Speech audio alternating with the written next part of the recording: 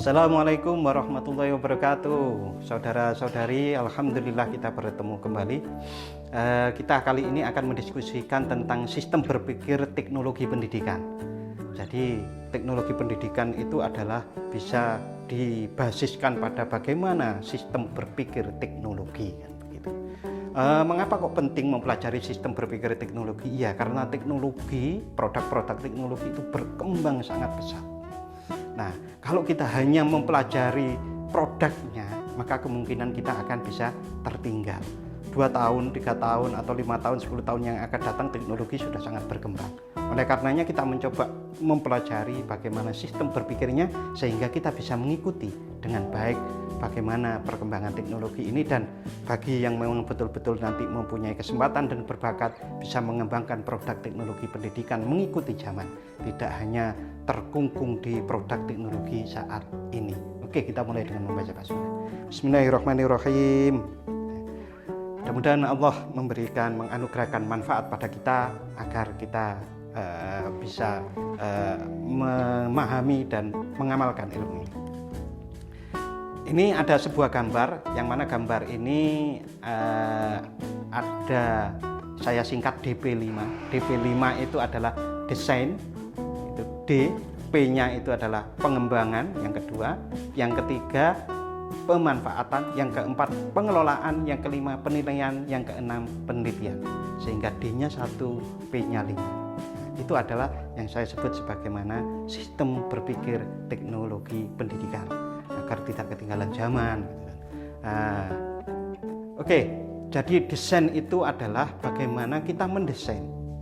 Mendesain itu kalau bisa diilustrasikan, orang mau bangun rumah. Orang yang mau bangun rumah yang serius, tentu dia akan menggambarnya, menghitungnya, menggambarnya dengan baik interior maupun eksterior, maupun ya segala detailnya, bahkan di mana letak kabelnya, di mana letak pembuangan limbahnya dan yang lain-lain. Nah, itu tapi baru tahap desain atau gambarnya. Nah, dengan menggambar terlebih dahulu sebelum mengembangkan produk, nah, maka itu akan menjadi detail. Kita sudah bisa mengantisipasi banyak hal yang bisa kita antisipasi. Umpamanya kita mau mendesain media pembelajaran, di situ peserta didiknya adalah peserta didik yang umurnya remaja. Tentu berbeda kalau kita ingin mengembangkan media pembelajaran untuk anak SD, untuk anak-anak, bahkan untuk anak usia dini. Oleh karenanya diperlukan gitu loh, desain itu. Nah, ada ilmu desainnya itu meliputi kita bisa mendesain dengan model-modelnya Dick and Carey maupun Eddy model dan yang lain-lain, banyak sekali. Nah, oke, yang kedua, setelah gambarnya itu sempurna dalam tanda kutip ya, karena di dunia ini tidak ada yang sempurna gitu kan. Nah, sesempurna-sempurnanya, sebaik-baiknya, tetapi menurut yang ada. Nah, lalu dikembangkan itu dalam pengertian dikembangkan dengan berbagai macam bentuk. Pengembangan itu bisa dengan teknologi cetak, itu biasanya buku, novel pendidikan ya, maupun teknologi audiovisual seperti video, teknologi berbasis komputer. Teknologi berbasis komputer itu seperti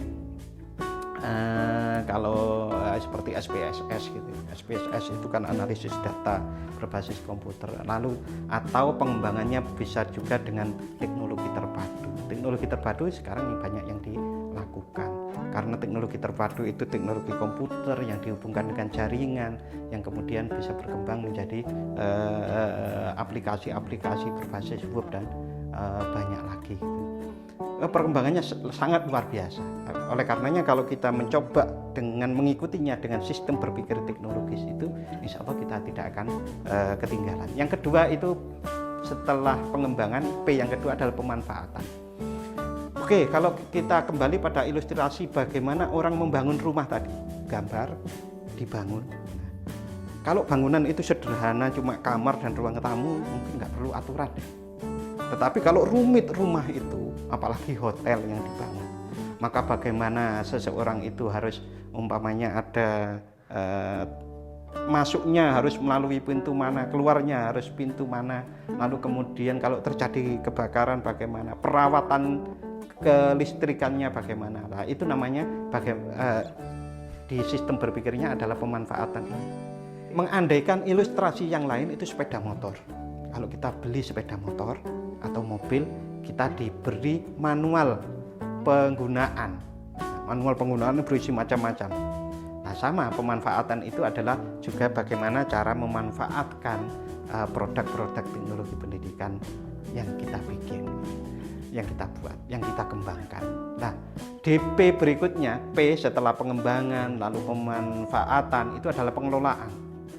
Pengelolaan ini mengandaikan kalau menggambarkan sebagai satu produk teknologi itu sepeda motor atau ya kita produknya berupa Kahoot atau Quizizz namanya. Maka pengelolaan itu adalah kantor atau kantor Quizizz. Walaupun ini kantornya online, itu adalah bagaimana cara memasarkannya. Bagaimana cara memasarkan dari produk Quizizz itu. Bagaimana produk yang sering saya contohkan juga diantaranya model pembelajaran Iqra Bismi Rabbik. Bagaimana cara ada sebuah manajemen yang meliputi nanti ada direkturnya, ada manajernya, ada bagian-bagiannya untuk memasarkan. Nah, tetapi pengelolaan ini juga tidak hanya memasarkan, tapi juga menerima keluhan. Artinya keseluruhan dari manajemen sebuah perusahaan untuk memasarkan, untuk menjaga brand dan yang lain-lain itu masuk di pengelolaan. Yang berikutnya itu adalah penilaian. Yang P keempat itu penilaian. DP5, P yang keempat itu adalah penilaian. Penilaian ini ada dua. Yang pertama adalah penilaian dari pengguna. Umpamanya kita mengembangkan produk evaluasi. Nah, hasil dari penggunaan evaluasi itu sendiri bagaimana? Yang pertama itu penilaian yang pertama. Berarti penilaian kontennya. Yang kedua penilaian produknya. Jadi produknya itu sendiri apakah bisa betul-betul bisa dipakai, bisa tahan lama. Orang masih senang menggunakan seperti Microsoft Word itu. Orang sampai sekarang kan menggunakan. Mengapa kok terus digunakan Microsoft Word itu? Ya karena dia menilai produk itu secara terus-menerus dan dikembangkan sesuai dengan perkembangan pasar. Itu penilaian produknya, ada penilaian isi. Penilaian isi tadi berarti bagaimana fungsi dari produk itu sendiri. Ya, yang berikutnya adalah P yang kelima adalah penilaian. Penelitian maksudnya. P yang kelima penelitian karena DP5 desain, pengembangan, pemanfaatan, pengelolaan, penilaian dan penelitian.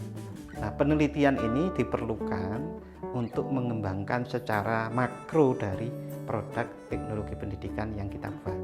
Sebagaimana kita ketahui umpamanya produk itu Microsoft Office itu. Nah, itu secara makro itu diteliti, dikembangkan untuk bisa mengikuti perkembangan pasar, mengikuti perkembangan pesaing gitu.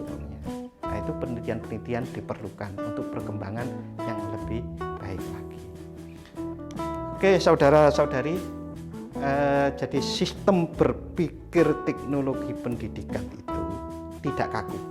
Walaupun tadi saya mengungkapkan ada DP5 seperti sebagaimana disebut tadi, tetapi yang paling penting itu adalah bagaimana semua sumber daya itu bisa terintegrasikan dengan sistematis dan sistemik. Sistematis itu satu dengan satu yang lain itu saling terkait. Sistemik itu berarti mendalam. Bagaimana pengembangannya, sinerginya itu sampai mendalam. Jangan hanya mengumpamakan kita dolan bersama tetapi tidak sehati. Itu kan nggak bagus. Itu ilustrasi mudahnya. Nah, bagaimana kita itu mengintegrasikan umpamanya kita memiliki ilmu psikologi, dari ilmu psikologi perkembangan itu menghasilkan bahwa sebagai contoh, pembelajaran online ini motivasi dari anak-anak rendah. Nah, bagaimana kita melihat dari ilmu psikologi perkembangan? Di situ disebutkan bahwa seseorang itu bisa dimotivasi kalau ada hadiah dan hukuman. Nah, kita umpamanya mengasih hadiah, setiap orang yang rajin online dikasih umpamanya paket data 5.000, 10.000 gitu kan. Nah, itu umpamanya bisa dilakukan. Nah, tetapi kalau seseorang hanya memberikan hadiah saja, itu sekali, 2 kali, 3 kali mungkin menarik. Tetapi kalau motivasi ini tidak didalamkan, yang muncul dari internal murid itu, dari kemendalaman diri atau motivasi yang internal ini kuat, maka tidak akan bisa bertahan lama. Oleh karena itu, yang saya sebut sistemik itu adalah bagaimana mempelajari motivasi internal. Motivasi internal bisa dibangun melalui